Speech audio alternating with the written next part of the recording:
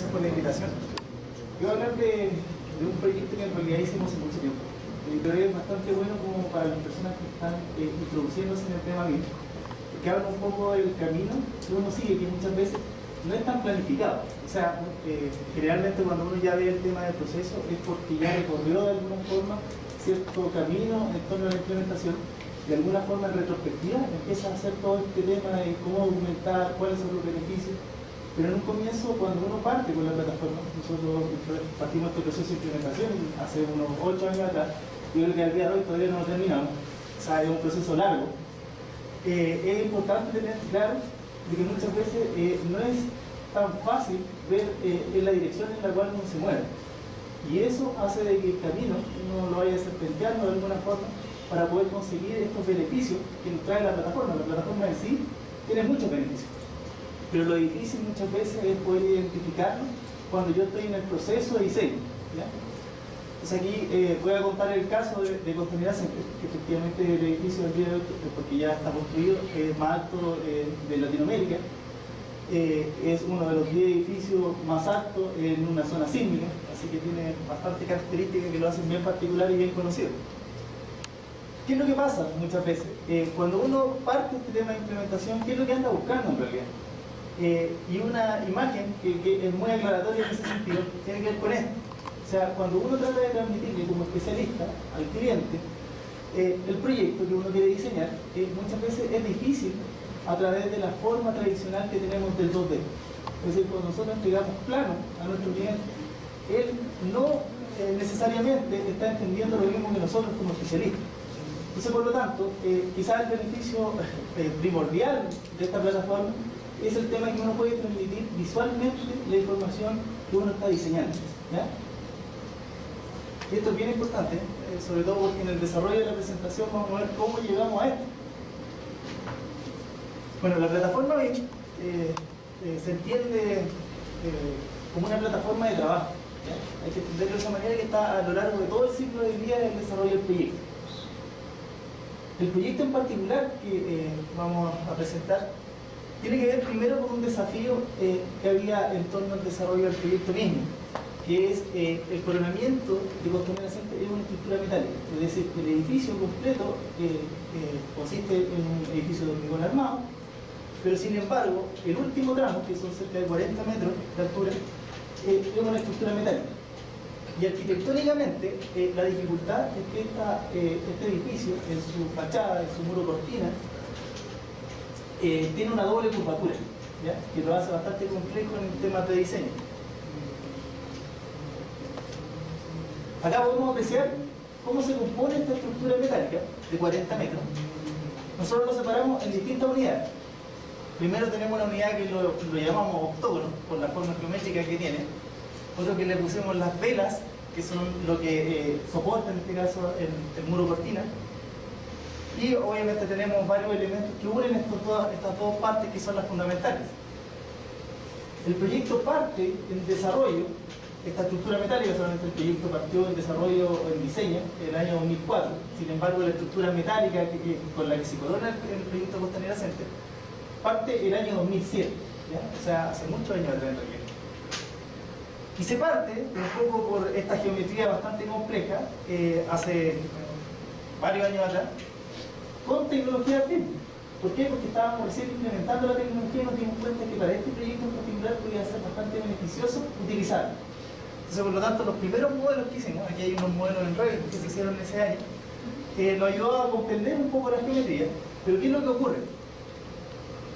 Nos dimos cuenta de que la tecnología en ese momento, estamos hablando del año 2007, era muy prematura. Entonces, por lo tanto, la dificultad, por ejemplo, de extraer documentos en ese momento era alta, porque teníamos un desconocimiento a nivel local, es decir, en Chile prácticamente ninguna empresa estaba utilizando la tecnología.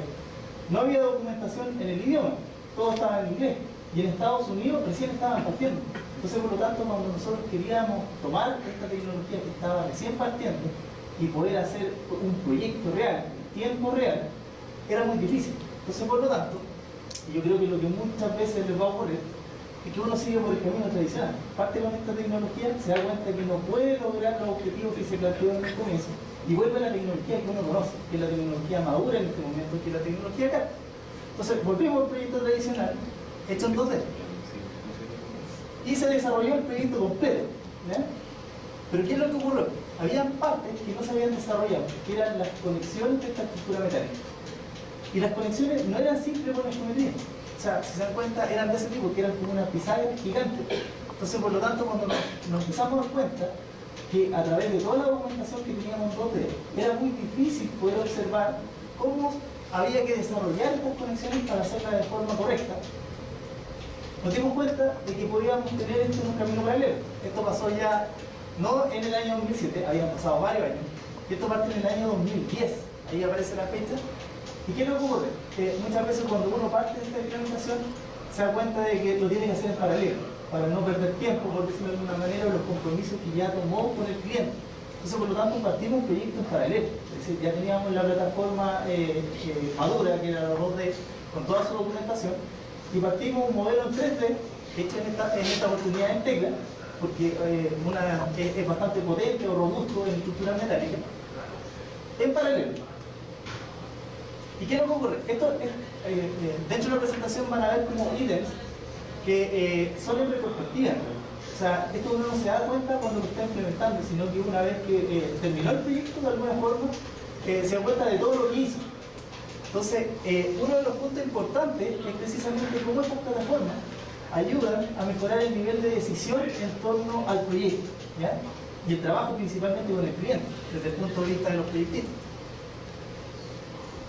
Cuando nosotros realizamos la primera versión del proyecto, una de las cosas importantes es que habíamos cumplido con los objetivos que se nos habían planteado en el momento, que era principalmente cumplir esta forma geométrica compleja por parte de arquitectura y obviamente cumplir con todos los estándares de diseño de nuestra especialidad, ingeniería estructural.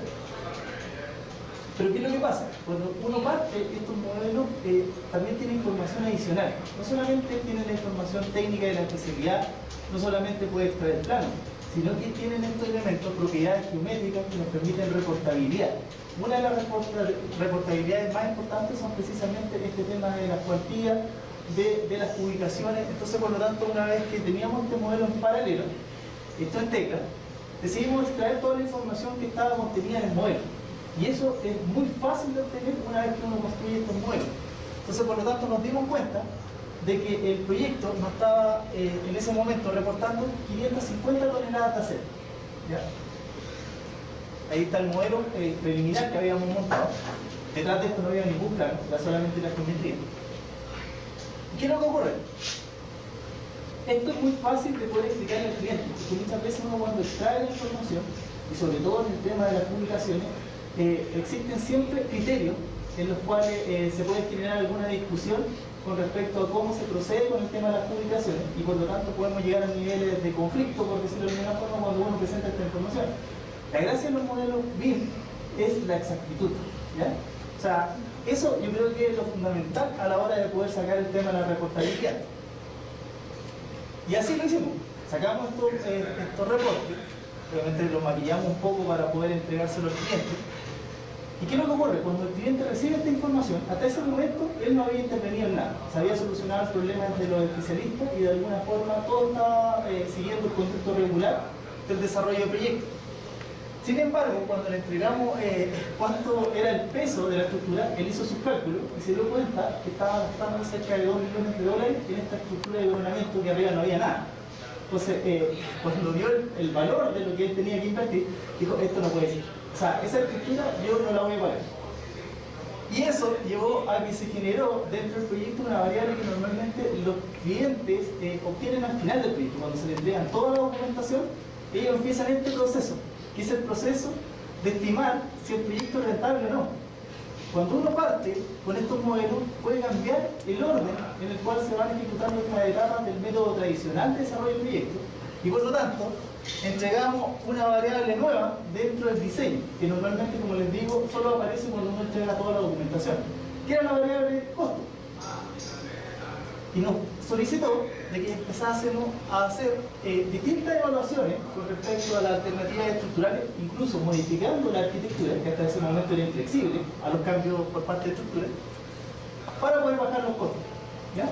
Entonces, partimos de este tema de generar distintas versiones con este costo objetivo por parte del modelo. y obteniendo la información rápidamente a través de los reportes que podíamos obtener de la plataforma. Hasta que convergimos, de alguna forma, al valor que quería gastar el cliente.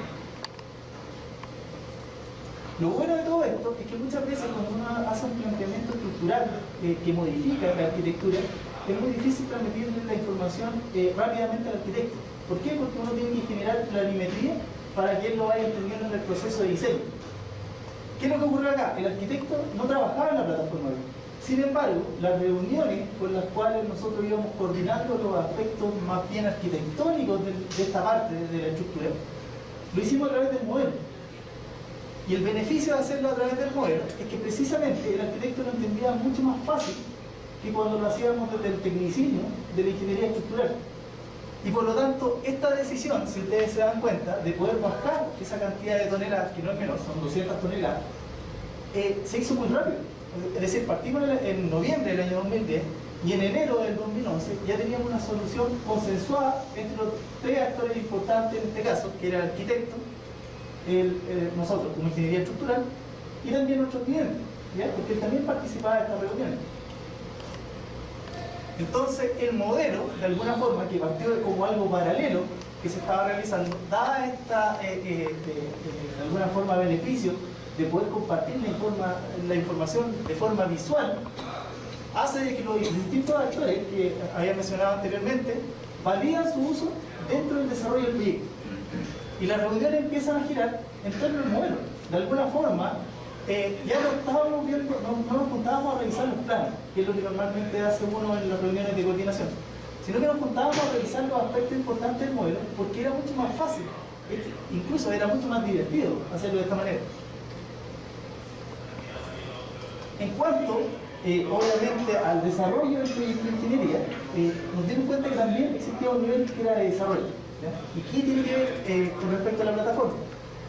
Cuando ya empezamos de alguna forma a documentar a partir del modelo, porque aquí cuando ya se decidió que el modelo era la plataforma o el módulo con el cual nosotros íbamos a trabajar principalmente, nosotros también ahí recién tomamos la decisión de que el modelo nos iba a permitir documentar el proyecto, ¿ya? Y toda la información la extrajimos directamente del modelo. Las conexiones eran bastante complejas, entonces por lo tanto hacerlo a partir del modelo y extraer esta información gráfica era bastante fácil cuando uno lo extraía del modelo. Pero sin embargo, como dice acá, los documentos siguen siendo en 2D y eso es bastante importante porque son las implicancias legales que hay detrás de obviamente trabajar también con estos modelos. Pero ¿qué es lo que ocurre? Desde el punto de vista del diseño, nosotros como especialidad normalmente hacemos toda la información técnica, sobre todo la que prepara el ingeniero, a partir de lápiz y papel. Nada más. Es decir, el diseño normalmente lo hacemos de esta manera y se lo pasamos a un proyectista estructural o a un dibujante técnico que después obviamente desarrolla todas nuestras soluciones de forma mucho más precisa. Pero ¿qué es lo que ocurre? Cuando uno entregaba esta información, es decir, pasar la información desde el ingeniero al proyectista estructural, esto es bastante lento y poco eficaz. Entonces, por lo tanto, nos empezamos a dar cuenta que para poder trabajar de forma más eficiente internamente, es decir, cómo generar un beneficio interno para nosotros como empresa, trabajar a través del modelo y tomar las decisiones, no trabajando multidisciplinariamente, sino que esto es internamente, a través de esta forma gráfica de poder tomar decisiones, sobre todo con el tema de las conexiones, era mucho más rápido. Y de alguna forma nos permitió no solamente poder evaluar el diseño en términos de análisis, sino que también nos permitió poder analizar la constructabilidad de las soluciones que estábamos entregando, que muchas veces son uno de los problemas más grandes que tenemos como ingenieros una vez que nuestro diseño llega a la construcción. Y empezó a evolucionar, pero esta evolución era bastante rápida, ¿ya? Y no solamente nos involucramos con el arquitecto en esta instancia, sino que ya empezó a participar la empresa metalmecánica que estaba detrás del proyecto y la constructora que iba a hacer el montaje, porque también era complejo, porque estaba a 200 metros de altura y obviamente no había mucho espacio donde trabajar con esta estructura de 350 toneladas. Y llegamos finalmente a las soluciones que eran construibles y que tenían la aprobación por parte de nosotros y también de la empresa metalmecánica para poder ser instaladas. ¿Ya? Una vez que nosotros resolvíamos el problema geométrico de esta conexión, recién ahí vamos a la parte de análisis. Y cuando analizábamos, normalmente se cumplía de que las cosas que habían sido de alguna forma consensuadas entre los distintos especialistas que estaban participando, funcionaban desde el punto de vista del análisis. ¿Qué es lo que ocurre? Cuando uno observa qué es lo que hicimos finalmente, fue generar un prototipo digital de las soluciones que finalmente tenían que quedar montadas en terreno. Desde el punto de vista de la comunicación, cuando uno se reúne en estas reuniones de coordinación, que es un poco lo que presentó Sergio anteriormente, es muy difícil llegar a pensar de que todos están entendiendo las conversaciones que se están dando en torno a las reuniones de coordinación. ¿Por qué? Porque muchas veces uno habla desde el lenguaje técnico y eso obliga a que muchos especialistas o tengan que aprender de otras especialidades o bien se desvinculen cuando empiezan a hablar del tecnicismo dentro de la reunión. ¿Qué es lo que pasa? Cuando nosotros pasamos de este lenguaje más común, cosas más estandarizadas, lo que nosotros estamos convergiendo finalmente a través de la plataforma es un lenguaje mucho más visual. Y el lenguaje visual es el que manejamos todos de una manera muy sencilla. Entonces, cuando uno le empieza a entregar esta información no solamente a los técnicos, a la gente que quizás maneja mejor el proyecto, sino que a las personas que están instalando en obra estas soluciones de forma visual, para ellos también es mucho más simple poder hacer montajes mucho más complejos. Entonces, por ejemplo, dentro de este proyecto, una de las cosas que se hizo fue precisamente darle instrucciones antes de entrar a las faenas de construcción a los obreros. Y se les explicaba cómo tenían que hacer el montaje y cómo tenían que quedar. Y ellos obviamente no entienden nada de ingeniería. Pero cuando uno le mostraba que esto tenía que quedar de esa manera, visualmente, ellos después lo ejecutaban. Y lo bueno de todo esto es que lo hicieron de forma casi perfecta. No tuvieron ningún problema en obra de hacer montajes muy complejos. Dentro de la programación, esta presentación en realidad, se puede modificar cuando lo hicimos, se presentaba, primero lo presentaba la ingeniería, después la empresa metalmecánica y finalmente la constructora. Una de las cosas que decía la constructora que para ellos fue fundamental era el tema del cumplimiento de los plazos. Entonces, acá, dentro del proyecto, utilizando esta tecnología y también este ambiente más colaborativo del proyecto, se consiguió tener el proyecto sin ningún día de atraso, lo cual era fabuloso por todas las complejidades que tenía el tema de montaje. ¿Qué es lo que ocurre? Cuando uno habla del tema del prototipo digital, también tiene que acercar un poco a cómo la industria de la construcción se mueve hacia, obviamente, tomar tecnologías de otras industrias. Y muchas veces se ha comparado la construcción con la industria automotriz. Y precisamente cuando uno ve cómo se diseñan los automóviles al día de hoy, el automóvil más moderno, uno se da cuenta que ya no ocupan los prototipos o la maqueta uno a uno, que es lo que nosotros estamos acostumbrados normalmente. Es decir, nosotros diseñamos y finalmente nuestra maqueta es el proyecto de construcción. Y todas las cosas que puedan ocurrir en construcción son cosas que podríamos haber evitado si es que hubiésemos hecho diseños mucho más elaborados o haber gastado más tiempo, por decirlo de alguna forma, en esas etapas de diseño. Pero el tiempo cada vez es más escaso en el desarrollo de proyectos. Entonces, por lo tanto, necesitamos otras herramientas, necesitamos cambiar de alguna forma los paradigmas que tenemos en torno al desarrollo de proyectos. Y precisamente en la industria automotriz lo hicieron de esa manera, a través de los prototipos digitales. Finalmente, y esto, como les digo, es siempre un análisis que uno hace posterior al uso de esta tecnología. Porque hay un nivel de comprensión. Primero, a través de los modelos nosotros podemos documentar el proyecto, lo cual es una ventaja bastante importante y que lo separa de ser simplemente una maqueta tridimensional. ¿Ya? ¿Qué es lo que ocurre? Cuando uno hace un análisis, por ejemplo, yo creo que todos ustedes han tenido la oportunidad de hacer muebles sin ser mueblistas. ¿Y cómo uno lo hace? O sea, uno va a un home center, compra una caja y después la arma en la casa. Y finalmente, sin muchas veces saber ocupar hasta la herramienta, termina haciendo muebles. Pero ¿por qué lo puede hacer? ¿Por qué es tan fácil hacer? Es por cómo se presenta la información. O sea, cuando uno ve qué es lo que hay dentro de la caja, hay un montón de piezas, pero ¿cómo van unidas estas piezas? A través de esta información, donde se muestra precisamente cómo deben ser ensambladas las piezas y también cuáles son las piezas en un listado. Eso se llama una instrucción de trabajo. Y lo que aparece como una lista de partes. Lo mismo ocurre cuando uno arma un Lego. ¿Pero por qué es tan fácil? Porque esto facilita la comprensión del trabajo. Y precisamente cuando nosotros estamos construyendo estas maquetas tridimensionales, estos prototipos digitales, esta construcción virtual del proyecto, lo que nosotros estamos haciendo es facilitar la comprensión de lo que tenemos que hacer. Y es lo mismo que hacen los niños cuando juegan. ¿Y qué es lo bueno de esto? Que esto mejora la cooperación del proyecto. Es decir, en la medida que nosotros implementemos estas plataformas más colaborativas, vamos a mejorar la cooperación entre los distintos participantes. Muchas veces, por la escasez de tiempo, obviamente por las necesidades del cambio de proyecto, se empiezan a generar ciertas distorsiones en torno a la comunicación. Y eso tiene que ver un poco por la forma en que nosotros también nos desarrollamos a nivel social. Si nosotros mejoramos esa parte social del desarrollo del proyecto a través de plataformas más colaborativas, obviamente vamos a tener proyectos que van a salir mejor. Pero no solamente van a salir mejor, sino que los participantes lo van a pasar mejor. Y eso es lo que ocurre. O sea, cuando uno compara esos niños jugando, ocurre exactamente lo mismo que también aparece en la imagen de Sergio. Es la comunicación que hay entre los proyectistas. Finalmente, y un poco tomando la primera imagen, que es cómo uno comunica la información desde el diseño hacia su cliente. El cliente tenía una idea de cómo tenían que quedar las cosas, que obviamente lo representa muchas veces el arquitecto. Y eso evoluciona a través de estos prototipos digitales. Pero cuando uno ve que estos prototipos digitales finalmente se convierten en lo que uno diseña,